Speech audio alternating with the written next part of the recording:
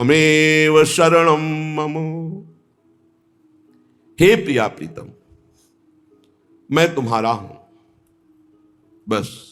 तवास्मीति, तवास्मीति वदन्तमपि, मैं आपका हूं। श्यामा श्याम, मैं कैसा हूं ये आप जानते हैं। मैं कोई अपनी पात्रता, गुण, तपस्या, साधना के कारण दावा पेश नहीं कर रहा कि आप हमारे हो, नहीं। तवास्मीति, मैं आपका हूं। आपके तो हजारों, लाखों, करोड़ों, अरबों भक्त हैं, पर नाथ मेरे लिए आप ही हो। मेरे आप ही साधन हो और आप ही साध्य हो। तवास्मीति वदंतमपि मामृषा। और खास बात, ये भी मैं झूठ बोल रहा हूं, क्योंकि तवास्मीति मैंने बहुतों से बोला है। मैं आपका हूं, मैं आपका हूं, मैं आपका हूं, बहुत से बोल चुका हूं। यह भी सत्य नहीं है। बहुत सुंदर बात। देखो कैसी प्रभु की महिमा है। अगर वो स्वीकार ना करे तो हम झूठों का काम ही नरक में पूरा हो। विशुद्ध सत्व परमे वृंदावन त्वयि। ये विशुद्ध सत्व में वृंदावन है, अनंत अपार महिमा है। लेकिन इसमें जो करुणा समुद्र विराजमान लाडली लाल है, एक बार कोई हृदय से कह दे, झूठा ही सही, तवास्मीति, मैं आपका हूं। बहुत बड़ी बात, बहुत बड़ी बात। हृदय से तवास्मीति वदंतमपि परमामृषा। सच्ची कहता हूं प्रभु, ये बात पूरे संपूर्ण हृदय से मैं नहीं कह रहा हूं। कहीं ना कहीं कोई विषय राग, कोई व्यक्ति राग, कोई और होगा, झूठा भी हो सकता है, पर मैं ये कह रहा हूं कि आपके सिवा मेरा कोई नहीं। तो महापतित मप्यात्म कारुण्याद आत्मसात। ओहो, महाकरुणामय श्री प्रिया प्रीतम उसे आत्मसात कर लेते हैं, अपने में मिला लेते हैं, अपना रूप दे देते हैं। किशोरी मात्मानम, अपना रूप सहचरी वपु। श्री लाल प्रिया की इच्छा ही सहचरी है। लाल प्रिया का मन ही सहचरी है। लाल प्रिया की संधिनी शक्ति ही सहचरी है। ऐसे एक बार जो हृदय से बोल दे मैं आपका हूं, तो ये कभी छोड़ते नहीं हैं। और महापतित हो, नीच हो, तो कह रहे हैं करुणया दात्मसात, करुणा करके उसे अपना स्वरूप प्रदान कर देते हैं। ऐसा हमारे प्यारी जू का स्वभाव, ऐसा महामहिम करुणा में वृंदावन। अब हमको चूकना नहीं चाहिए। बहुत बढ़िया अवसर मिल गया है। शरीर के ढांचे का कुछ पता नहीं है कि ये कब कैसे गिर कर नष्ट हो जाए, कब कौन सा रूप ले ले मृत्यु और हमारे शरीर को नष्ट कर दे। हम बड़ी कामना से बड़े सुंदर सुंदर मनोरथ करते हैं, मकान बनाते हैं, रुपया पैसा जमा करते, खूब खाएंगे, मौज से रहेंगे, और पता नहीं उसमें प्रवेश हो कि ना हो, पता नहीं उसमें कितने दिन रह पाए, क्योंकि इस ढांचे का कोई भरोसा नहीं है। ये कभी भी गिर सकता है। प्रतिक्षण मृत्यु कहीं और दूर नहीं, आपके सिर पर सवार है। ये दिमाग में बैठा लिए, मृत्यु को कहीं दूर से सवारी से नहीं आना, वो आपके सिर पर सवार है। सर्वतो भावेन तैयार रहो मृत्यु के लिए। सर्वतो भावेन तैयार रहो मृत्यु के लिए। तैयारी क्या है? नाम जप, हर समय नाम जप। आप तैयार हैं। जो पहले से तैयार न थे, पछता पछता कर चले गए, हम तुम सबको जाना है, जाने की तैयारी कर लो। रहे न रावण समभिमानी, हिरण्याकश्यप संवरदानी। हम तुम सबको जाना है, जाने की तैयारी कर लो। जो पहले से तैयार न थे, पछता पछता कर चले गए। प्रतिक्षण मृत्यु सर पर सवार है। सर्वतो भावेन, मृत्यु के लिए तैयार हो जाओ। मृत्यु जीवन का अंत करेगी ही तुम्हारे, जीव का नहीं, जीव का नहीं, जीवन का। इससे जितना भजन कर लोगे तो तुम अपने स्वरूप का रहस्य जान जाओगे। मृत्यु शरीर को नष्ट करती, तुम्हें नहीं। यदि ये ज्ञान प्रबल जागृत हो गया तो मृत्यु की मृत्यु हो गई, निर्भय हो जाओगे। यदि ये बात ना हो तो प्रभु की शरण में हो जाओ, तो निर्भय कर देंगे। एक ऐसी भूमा स्थिति जागृत हो जाएगी जहां मृत्यु का कोई भय नहीं है।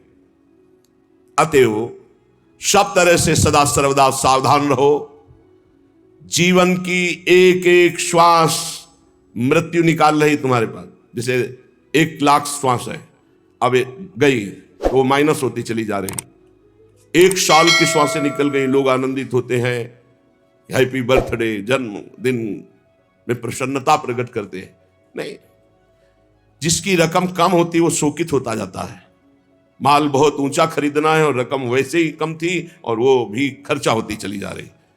माल खरीदना है भगवत प्रेम, जीवन मुक्तता, और वो रकम श्वास नाम जप, और वो श्वासें 1 वर्ष की खाली चली गई और हम हैप्पी बर्थडे मनावे। कैसी हमारी अज्ञानता है। मृत्युकालीन जिसका नाम चलता होता है, तो इस शुभ चिंतन के प्रभाव से वर्तमान में नाम चलता होता है, उसकी मृत्यु शुभ हो जाती है, बड़ा मंगलदायी मृत्यु होती है। भगवान का नाम जपते जपते शरीर छोड़ दे, ये सबसे बड़ी बात। या तो ब्राह्मी स्थिति ब्रह्माकारवर्ती, और या भगवान का नाम जप करते हुए, 2 में ही भगवत प्राप्ति।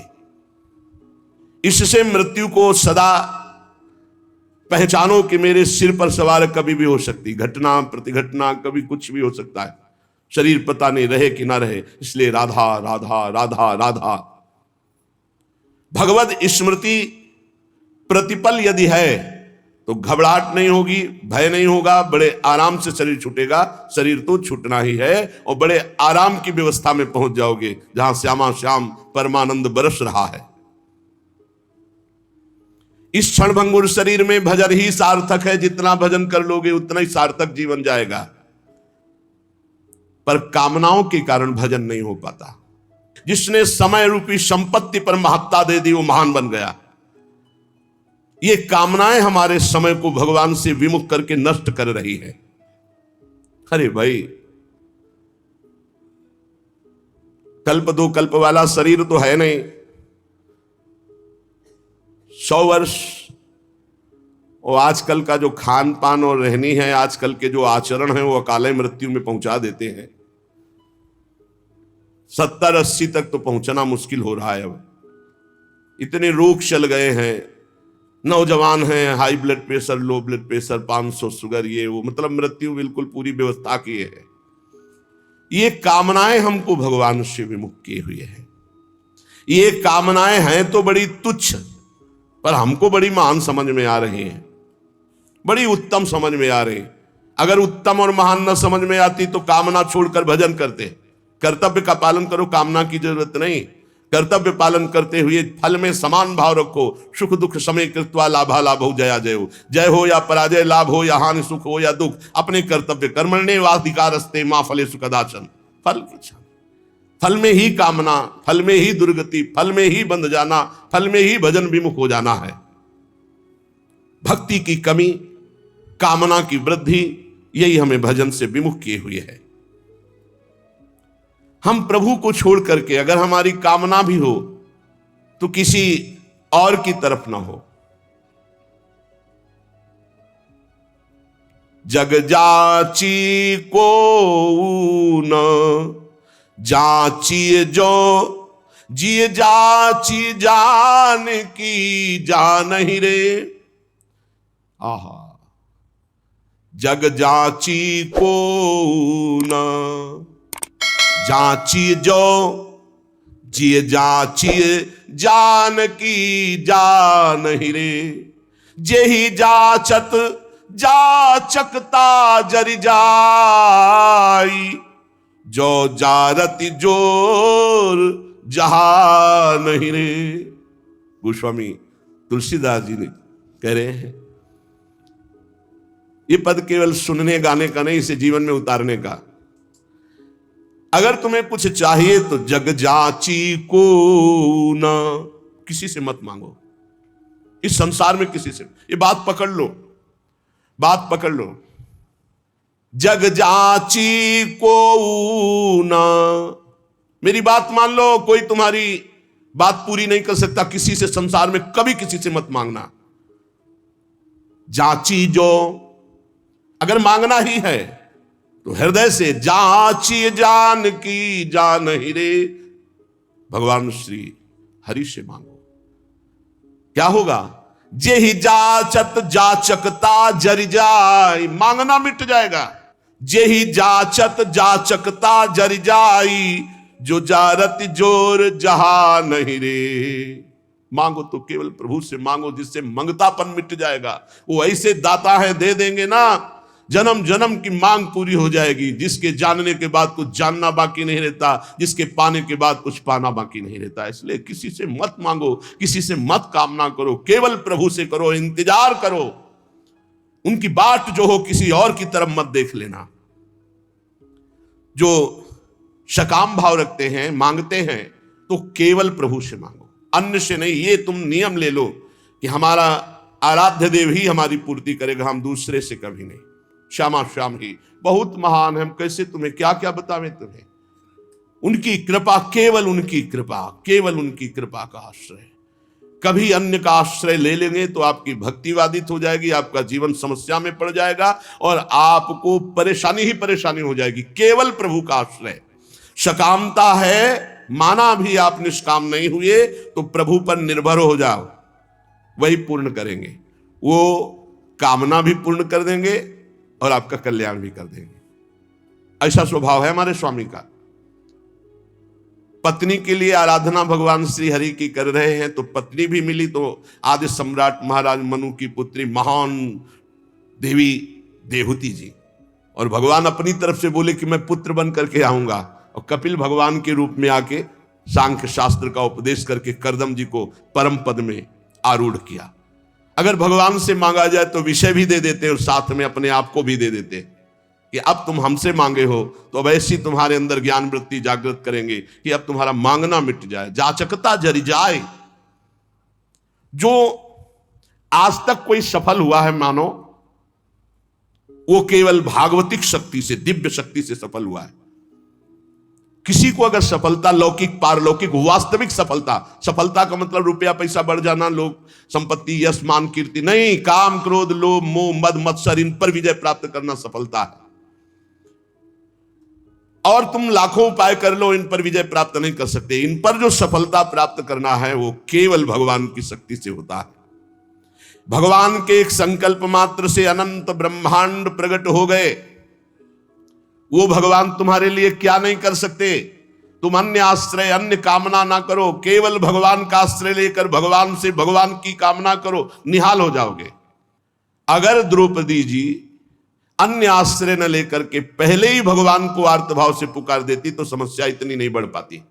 समस्या आई तो बहुत जगह मन फैला द्रौपदी जी का। पति हैं, भीष्म जी आदि हैं, हम बड़े बड़े बुजुर्ग जन हैं, भला ऐसा कैसे होने देंगे। और जब कोई नहीं रोका तो अपनी भुजा, अपना दांत का बल, यही सब बातें हमें भगवान से दूरी बनाए हुए, समय की दूरी बनाए हुए। और जहां उन्होंने सब आश्रय छोड़ा और एकमात्र भगवान को पुकारा तो भगवान वस्त्रावतार हो गया।